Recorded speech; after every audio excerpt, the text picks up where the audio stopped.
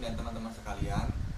Pada kesempatan kali ini saya akan mempresentasikan tentang materi yang ada di bab 4 yang judulnya adalah Control System Thickness atau Sistem Pengendalian Ketat. Di bab ini diharapkan mahasiswa dapat menganalisis dampak dari ketatan tiap-tiap sistem pengendalian bagi manajemen dan menarik kesimpulan umum bagaimana pengendalian yang baik. Jadi di bab ini akan berbicara tentang sistem pengendalian yang lebih ketat lagi untuk mencapai tujuan dari perusahaan. Di sini ada 3 outline utama ya. Yang pertama ada Thick Result Control, ada Thick Result Action Control, dan yang ketiga ada Thick Personal atau Cultural Control. Seperti yang sudah dibahas sebelumnya oleh Pak Temi, saya akan menjelaskan tentang yang pertama ya, ada pengendalian hasil atau action control, result control. Nih, berbicara tentang result control, ini adalah yang paling dominan di antara dua lainnya. Kenapa? Karena di pengendalian hasil ini tiap kinerja karyawan atau mitra atau staff lebih dapat dikendalikan untuk mencapai tujuan dari perusahaan. Sebagai contoh ya, ada misalkan perusahaan ojek online, anggaplah Grab atau Gojek, di mana perusahaan ini menerapkan insentif bagi mitra yang bisa mencapai target. Jadi dengan demikian, tiap mitra yang bisa mencapai target atau poin dalam skema aplikasinya akan mendapatkan reward atau insentif bagi mitra tersebut. Dengan demikian akan mendorong mitra untuk lebih bekerja dan bisa mencapai targetnya, dan dengan demikian bisa juga menguntungkan bagi perusahaan. Nah, dan di result control ini dibagi menjadi 4 elemen utama. Ada menentukan dimensi, menentukan ukuran, target, dan reward. Nah, berbicara tentang dimensi ini tentang kinerja dari karyawan atau staff. Ukuran berbicara tentang kepuasan konsumen, yang ada target, ada juga tentang berbicara tentang target perusahaan, dan yang keempat ada reward. Reward itu berbicara tentang reward yang diberikan pada staff yang berhasil mencapai target atau yang sudah memberikan kinerja yang baik. Terus yang kedua ya, ada action control atau dalam bahasa Indonesianya pengendalian tindakan. Oke, di sini dibagi menjadi 4. Ada behavioral constraint, pre-action review, action accountability, redundancy. Nah, saya akan menjelaskan dari awal nih biar teman-teman paham. Behavioral constraint itu bahasa Inggris ya. Dibagi menjadi 2. Ada physical and administrative. Physical itu berbicara tentang bagaimana suatu perusahaan menciptakan pengendalian untuk keamanan dari setiap pengendalian yang ada. Sebagai contoh, setiap karyawan yang ingin masuk kantor atau masuk kerja diwajibkan untuk melakukan presensi dengan bisa di fingerprint, tapping kartu, atau mungkin face detektor. Dengan demikian akan membuat karyawan jadi lebih tertib, akan jadi lebih sesuai dengan aturan ada. Jadi mengurangi tindakan-tindakan yang tidak baik atau yang melanggar aturan ada. Nah, physical ini benar-benar bisa dibilang bisa mengontrol pengendalian yang ada di perusahaan. Coba saja Anda bayangkan, suatu perusahaan tidak ada physical constraint-nya. Bisa aja itu perusahaan karyawannya nggak tertib, atau mungkin sudah terlambat, atau mungkin ada kecurangan lainnya. Jadi physical ini sangat diperlukan. Terus yang kedua ini ada administratif. Nah, administratif ini berbicara tentang pemisahan tugas. Nah, tujuannya sih gampang sih, untuk menghindari kecurangan yang bisa saja terjadi yang dibuat oleh karyawan atau staf yang ada. Jadi setiap setiap tugas-tugas atau kewajiban yang ada itu dikerjakan dengan staf yang memang itu ditugaskan. Jadi misalkan ada staf A, staf B, ya staf A ya staf A kerjain bagiannya, yang B ya bagiannya. Jadi untuk menghindari kolusi yang dapat merugikan perusahaan, itu gampangnya ya. Yang kedua ada pre-action review, atau dalam bahasa Indonesia nih yang ngerti bahasa Inggris, meninjau sebuah tindakan. Nah, jadi perusahaan dalam melakukan suatu tindakan pasti akan melakukan sebuah tahap-tahapan persiapan atau review sebelumnya, sebelum tindakan itu dilakukan. Sebagai contoh nih, membuat proposal dan membuat budget. Nah, budget di sini dilakukan untuk mengontrol dari keuangan perusahaan, di mana agar setiap beban pengeluaran yang ada itu dapat dikontrol atau dapat diestimasi setidaknya, agar pengeluaran yang dikeluarkan itu enggak terlalu memboroskan dan membebani perusahaan, seperti itu. Dan saya pikir pre-action review ini sangat penting ya, dimana dalam melakukan suatu tindakan perusahaan itu harus mempertimbangkan betul apakah tindakan ini benar atau tidak, agar untuk kedepannya nggak menimbulkan efek samping yang merugikan perusahaan, gitu.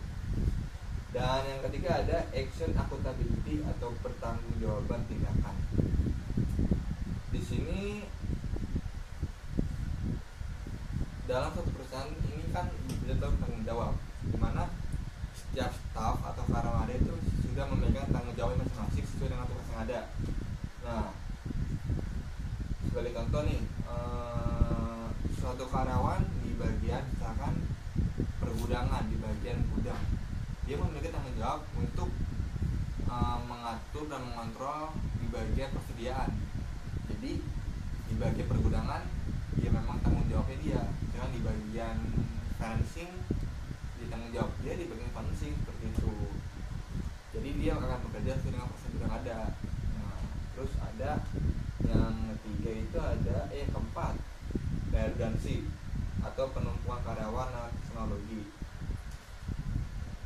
Ini sangat ini ya, penumpukan karyawan dan teknologi ini sangat berbahaya, karena jika terjadi penumpukan akan sangat merugikan perusahaan di sisi keuangan, karena jika karyawan terus bertambah namun kinerjanya nggak ada perubahan atau tetap saja, kan malah maka menambah cost doang, menambah biaya, tapi tidak ada benefitnya, nggak ada profitnya bagi perusahaan, seperti itu.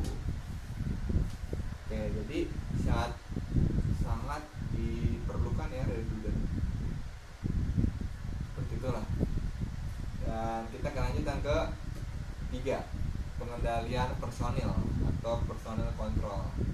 Sebenarnya ini ada 4 ya, jadi sebenarnya personil sama kontrol itu beda, tapi untuk di bab ini digabung. Jadi akan saya jelasin satu-satu aja ya, biar lebih jelas, karena saya nggak suka kalau nggak jelas.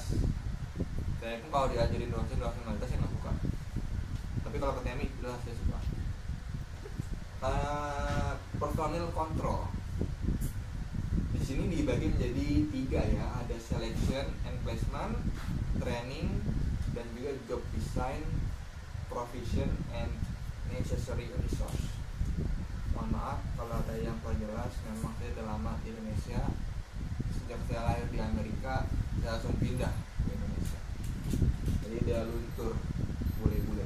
Oke, kita langsung ke pertama, selection and placement. Di sini ada contohnya ya, seperti tes, interview, dan nilai, gimana akan menyaring setiap karyawan-karyawan yang ada untuk disaring atau diseleksi, sortir sesuai dengan kriteria yang dibutuhkan dengan kemampuan yang memadai. Contohnya kayak HRD mau nge-apply karyawan yang ada kan, jadi dipilih sesuai dengan keahliannya dan ditempatkan di tempat yang sesuai dengan keahliannya, seperti itu. Ada juga training atau pelatihan. Di sini training sangat penting ya, untuk melatih setiap karyawan yang ada untuk bisa atau terbiasa dengan kerjaannya. Jadi dengan